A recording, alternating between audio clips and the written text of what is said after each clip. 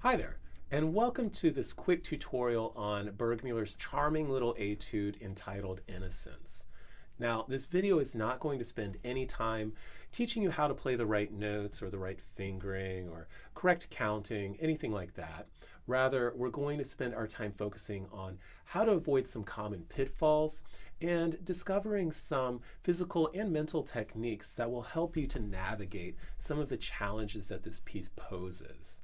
Now, if you haven't gotten this piece 100% under your fingers just yet, doesn't matter. Stick with me and you will get some good ideas that you can begin to incorporate into your practicing as you move forward. Thanks again for watching, and let's get down to business. Something that I find that students oftentimes have a bit of difficulty with when they're first working on this piece is playing the opening right-hand 16th notes really evenly and effortlessly and musically. And the reason for that basically lies in this somewhat strange fingering of 4-3-2-1, 4-3-2-1, where you have to bring that 4 over right next to your thumb and then play that 3 again. It's a little bit awkward. So something that I recommend that will help even this out and help you feel really confident and comfortable with these 16th notes is to practice in rhythms. And if that's something that you haven't done a lot of, here's how it works. So rather than always just practicing the run as it's written, we'll divide it up into long and short notes. And the reason for this is to really ensure that every single note is receiving just as much attention as the others. And sometimes it's really easy when you're just playing regular run, how it's written, for certain notes that are played maybe on a weaker finger or something, to just get a little shortchanged, and we don't even really pay that close of attention to it when we're practicing. We might not even notice it. But by practicing rhythms, it really allows us to focus our full attention on every single note in a run and really make sure that they're all just as even as they can possibly be. Here's how it works. I'm going to play short, long, or excuse me, long, short. Yeah. So. And then I'm going to reverse that and play short, long, short, long.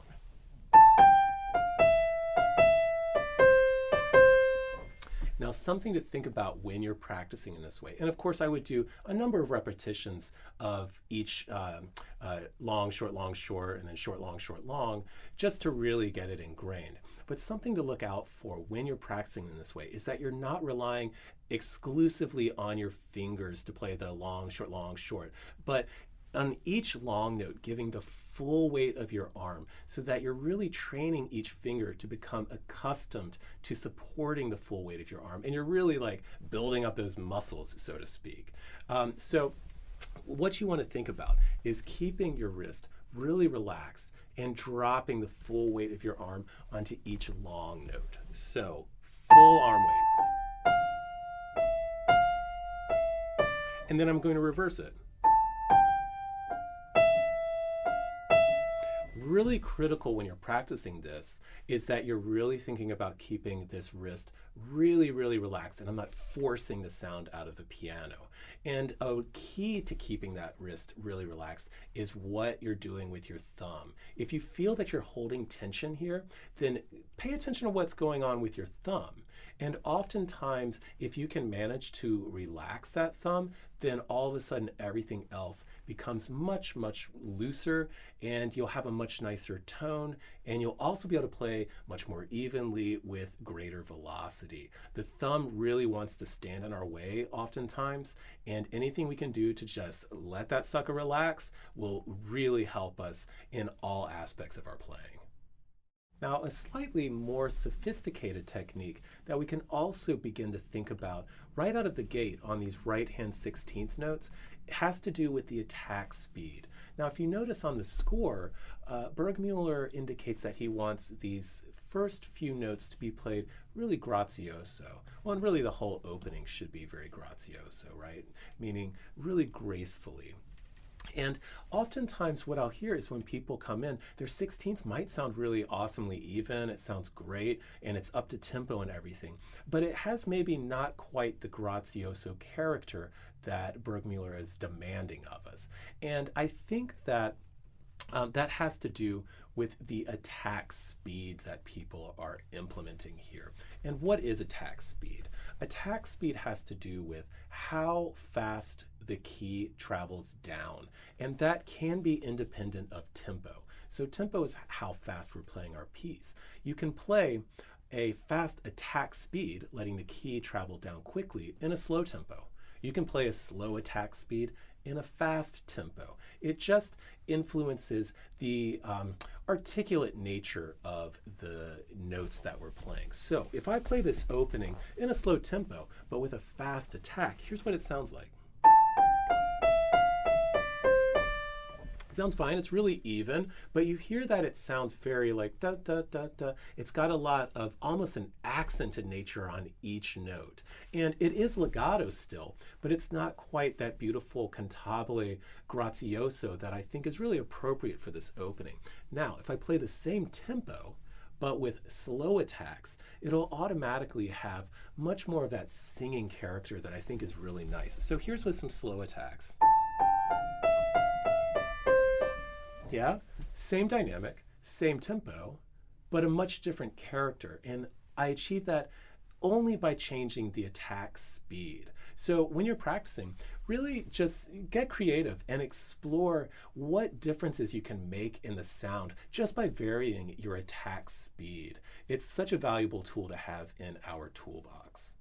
Oftentimes when I'm working on this piece with a student, they're doing a beautiful job of shaping all the dynamics with their right hand, but somehow tend to overlook supporting that with the left hand and letting the hands complement each other. Oftentimes I'll hear beautiful shaping, but the left hand will just play really solid dynamics. Like, so I'm really doing a nice crescendo with my right hand, but then the left hand doesn't want to join in, and I hear, yeah? I think that let the left hand really move in conjunction with the right hand so that it's really a partnership between them. So if I play the same gesture, I'm going to still shape the right hand as well, but if you notice that on beat 2, my left hand follows the tapering of the right hand and comes down a little bit to match. Now, at this very moment, on measure 4, in between beat 2 and 3 on the left hand, there's something that I like to really do here that I think helps to bring out Burgmüller's intention. So we just talked about letting the left hand on beat 2 sort of follow the dynamic tapering of the right hand, a bit of a decrescendo. And if you notice on beat 3, the right hand has a rest, and the left hand has a chord with a slur going into the next measure.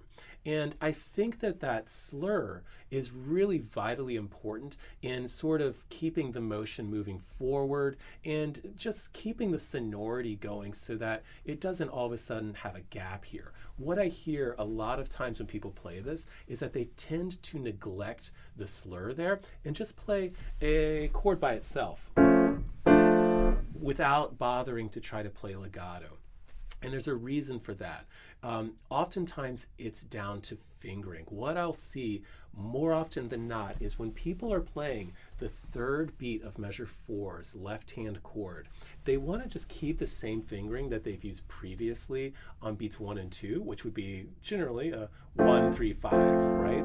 And then they just want to keep that same fingering on the next chord, which doesn't enable you to play legato. Here's what I recommend. When we get to beat 3 of measure 4, rather than playing a 5 on F, a 3 on A, and a 1 on C sharp, replace that 1 on C sharp with a 2.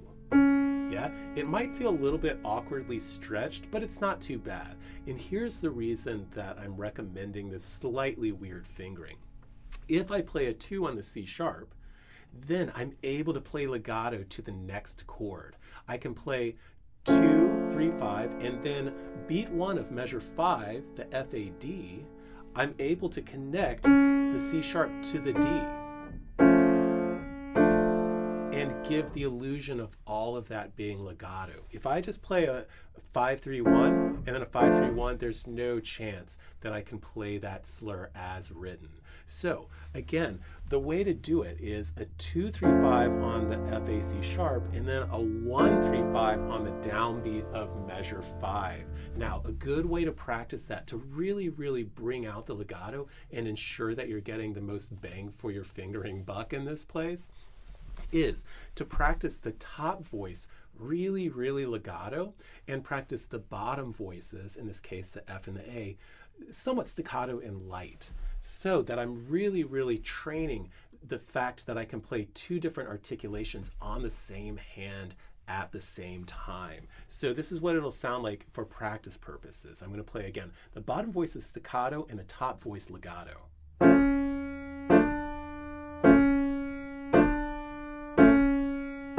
I think it's a really valuable exercise, and once you have that feeling really confident and comfortable, then you can sort of minimize the staccato that you're doing as long as you're still really, really ensuring that the top voice is legato.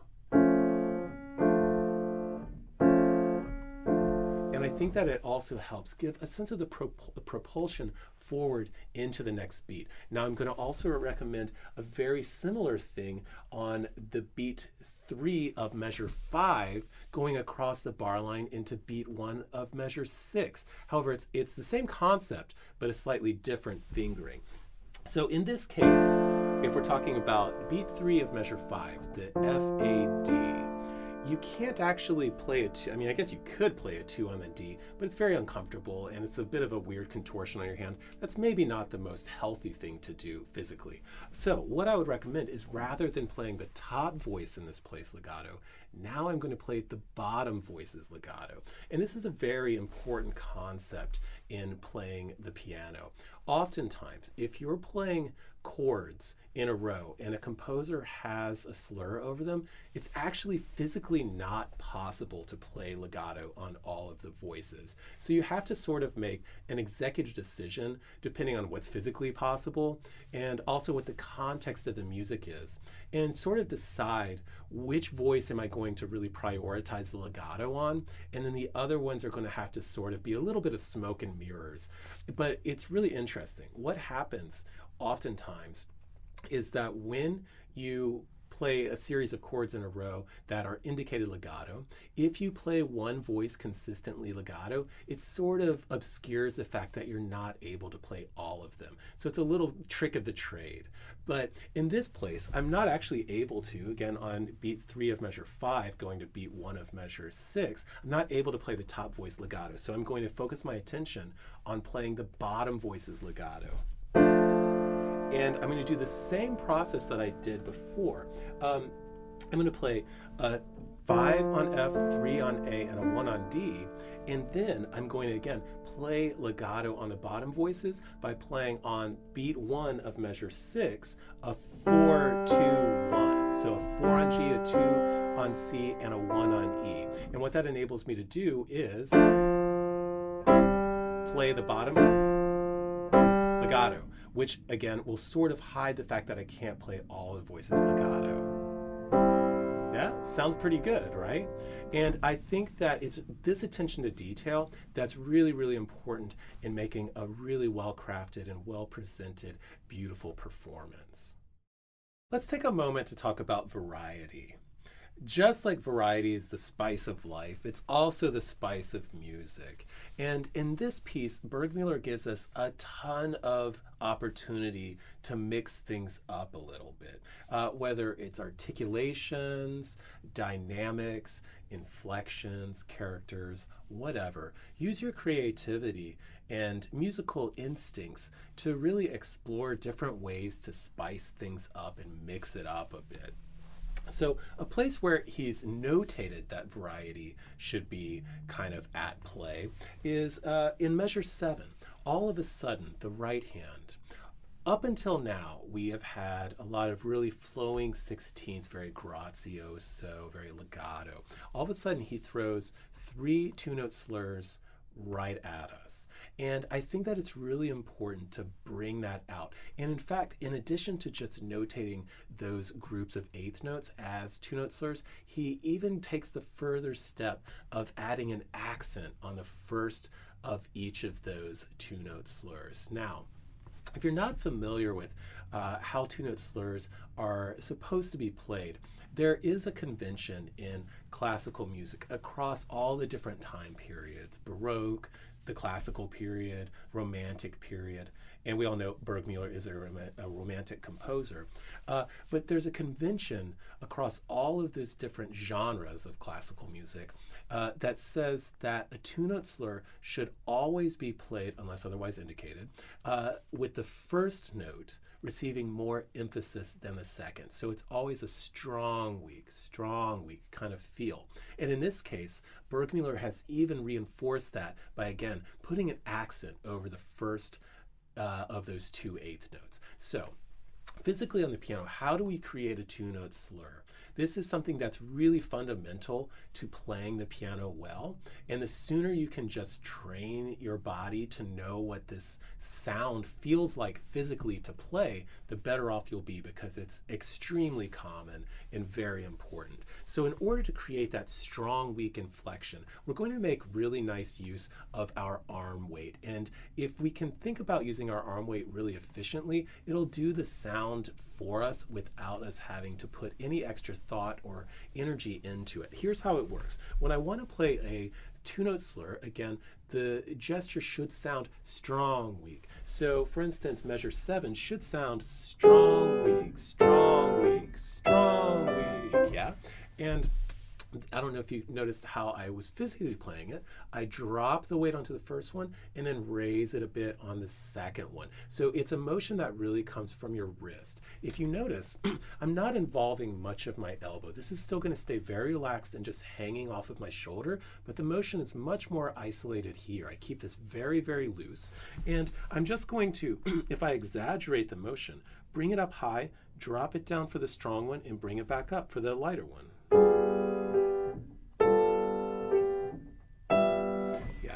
So that's the way that we create it on the piano: a dropping motion and then a raising motion for the second note. Now, absolutely critical, whenever you play a two-note slur, or really anything for that matter, you want your wrist position to be absolutely straight here. So it's a straight line across the back of your hand to the top of your forearm whenever you play. The reason for that is that is the most efficient way to use our arm weight. If your wrist is here, your arm weight is down below the keys. If it's too high, it's not being used very well, and you can't get much sound with just these little tiny fingers. But if you're here, the weight of your arm can go into the keys really effectively, and you'll get a nice big sound that isn't harsh. Now, when I'm doing a two-note slur, again, I'm going to have a fairly high wrist so that I'm enabled to drop down so that the note, the strong note, will play as my arm is moving in a downward motion. And then I'm going to continue past that straight line after I play the first note, and then let it come up for the weak note, and it's going to play when it's straight again, and then continue past it for the weak inflection. So check it out. I'm going to have this motion. So I'm dropping, and then I'm raising. And you can hear that there's a slight decrescendo between those two. That's what we're aiming for. So da-dum, da-dum. Now, I talk with my students a lot that, I'm describing two separate motions, a down and an up. But what we want to think about is that those two motions are really combined into one smooth, fluid motion. And I talked to the students about maybe having a bungee cord. Like you can imagine that attached to your wrist, and it's just a burn, comes right back up in one motion. I don't have a jerky motion here. And that's really, really crucial in terms of creating a nice, beautiful singing, continuously flowing legato on your two-note slur. So is kind of the inflection that we're aiming for. So the more you can think about training that physical motion to get the sound that you want, the better off you'll be. And remember, the majority of our practicing should be focused on learning what different sounds feel like to play physically, yeah? If you can start thinking about your practicing in those terms, then I think it'll really serve you well, and you'll be able to make a wide array of sounds really nicely without having to kill yourself thinking about it every time, because you have already trained your body to do it. Playing a piece with a lot of repeats in it is a really great opportunity to really try to dig deep and find new ways of presenting the same material. Oftentimes, I'll hear students either completely disregard a repeat and just not play it, or if they do play it in exactly the same way that they played it the initial time. And I would really encourage you to get creative. Trust your musical instincts and look for ways that you can vary the same material so that you're giving the listener a new and maybe even more profound perspective on the material that they had already heard previously. It might be something as simple as playing an echo effect. So the first time through you might play a bit more forte, the second time it might be piano. You can try to think maybe it's more extroverted one time, maybe it's more introverted one time. You might experiment with some stretching of time or inflecting things slightly differently through articulations. One time might be more articulate, another time might be more melting. But I think that it's really a crime to just play through it mindlessly and not really plumb the depths of the musical material. So I would encourage you, variety is everything. Always, always look for new and interesting things that you can do with the same material. You may have noticed on my performance of it at the beginning of the video, at the very opening, this A section, measures 1 through 8. When I did the repeat, I brought it inwards a little bit more. So I brought the dynamic down and played a little bit more introspectively, and also allowed myself a bit more flexibility with the rhythm. So I would stretch some notes a little bit longer than I did on the initial playthrough. And I think that, again, variety is the spice of life and music. So try to mix it up a little bit and keep your audience really engaged and on the edge of their seats, wondering what you're going to do next. Variety really seems to be the key word that you want to be aware of when you're thinking about this piece. For instance, when we come to the B section, starting in measure 9 after the second ending, if you notice, Burgmüller has a lot of variety already written into the piece, and we don't even have to try that hard to find it. So let's take a look at the left hand. He has very explicitly written a slur over all of these left-hand eighth notes. Oftentimes what I hear, and it's a very natural thing, is that when students are working on this passage in the piece, they are so concerned with getting the right hand right. It's moving up, you're having to shift your hand all over the place, and you have 16th notes, and there's a lot to think about with the right hand. And oftentimes they're focusing so much energy on what they have to do with the right hand that they neglect to pay attention to what's happening with the left hand. And another reason for that is that you're playing only 2 notes on the left hand. So kind of at first glance, it doesn't seem like it's going to require that much attention. But let's still pay really careful attention to how we play this part, because I think that if we're careful about it and very intentional, it'll add like a lot of depth to our performance and another dimension to what's happening with the right hand. So what am I talking about? Oftentimes I'll hear these eighth notes and people just kind of put it on autopilot, and I hear that it is legato, but it's something like this. I hear kind of boring. And oftentimes the default articulation that people play is a slightly fast attack and a legato that isn't overly legato. And what I would recommend in this place is actually the opposite of both of those things. I would recommend a very slow attack and an extra legatissimo legato. So as legato and overlappy as we can make it. I think that it, again, adds a really nice dimension to what's happening to the right hand, gives it sort of a nice luxurious bed to just sort of float on top of. So here's what I'm aiming for. Rather than these fast attacks, I'm going to go for the slow attacks again and that really nice overlapping. So it's got a very romantic feel. It's almost like you're just like cradling your love or something. Yeah. So be aware and very intentional what you're doing with the left hand while you're focusing most of your attention onto the right hand. Awareness is all that it takes. Now, let's talk about variety on the right hand here. If you notice, he has the 16ths, he has legato slurs, he has staccatos written in, he has leggero written, which means lightly. So all of those things are things that we have to take into account while we're playing this. A couple things to look out for. Oftentimes, what I'll hear when people are playing this piece is that they unintentionally will accent the first of the 16th notes. So I tend to hear, oftentimes, I think that we want to try to avoid this. And the reason for that is that I believe that the 16ths should have a sense of direction leading to the staccato 8th note. Let's take a listen. So I think it's much nicer. It gives it a bit more of a sense of direction and stepping forward rather than getting kind of like stuck in the mud on. Yeah? So just be really aware of that.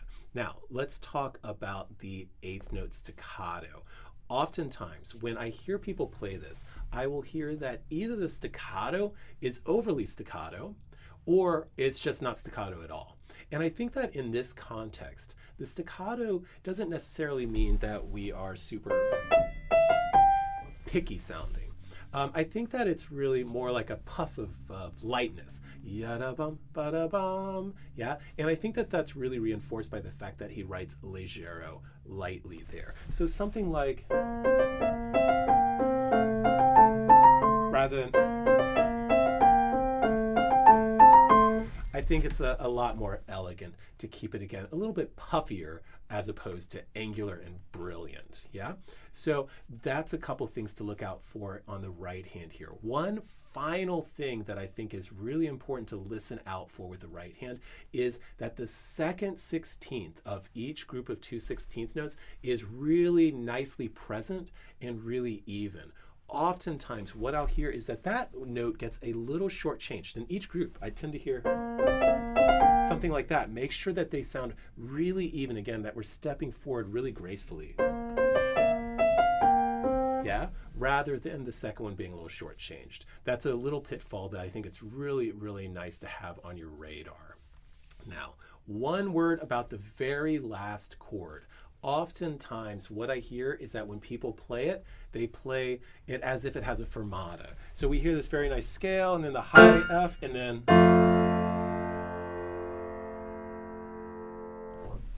And I think that holding that chord longer than its actually notated quarter note value is not great because it sort of detracts from the energy. We have yada-da-da-dum, bum. And then a nice quick release of it maintains the energy of the release of the chords so that the energy of the piece continues into the silence. And it's also worth noting that Burgmüller took the energy to write a quarter rest after that note, really indicating that he wants that note to be really well framed by silence. So I think it's a really important thing to pay attention to. Generally speaking, as pianists, it's really easy to neglect to pay attention to how we release a key, which is unfortunate because how we release the notes is just as important as how we articulate the notes. So when you're practicing, really start paying extra attention to the ends of notes, whether it's the last note in a piece or a note in the middle of the phrase. It doesn't matter. Keep listening all the way from the beginning of a note through to the end of it. And you'll see some really marked changes in your playing once you have a bit more awareness of the releases of chords or notes. Well, thanks for watching. I hope that you were able to get some good ideas from this video that you can begin to incorporate into your practicing. Now, obviously, in a video of this length, we're not able to really delve super deeply into a lot of the complexities that go into making up a great performance. But if you're interested in some one-on-one coaching, I would love to hear you. Just check out the description and you'll see a link to my website through which I'm really easily contacted. Thanks again, and until next time, happy practicing.